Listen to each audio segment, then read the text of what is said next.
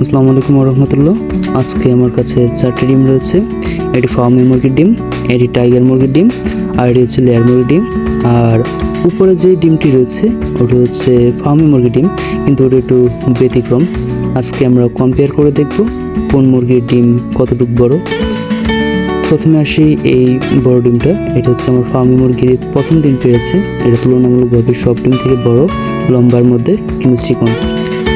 Fermi মুরগির এই লম্বা ডিমটি যদি দেখাই তাহলে দেখতে পাচ্ছেন এটা লেয়ার মুরগির প্রায় সমান বড়। একটি ফার্মি মুরগির ডিম নর্মালি একটি দেশি মুরগি থেকে 1.5 গুণ বড় হয়। আর একটি টাইগার মুরগির ডিম এটি ফার্মি মুরগির ডিম থেকে ডাবল সাইজের হয়। আবার অনুরূপভাবে একটি লেয়ার মুরগির ডিম একটি টাইগার মুরগির ডিম থেকে ডাবল সাইজের হয়। সো আপনারা ডিফারেন্টটা দেখতেই পাচ্ছেন, কত হিউজ ডিফারেন্ট।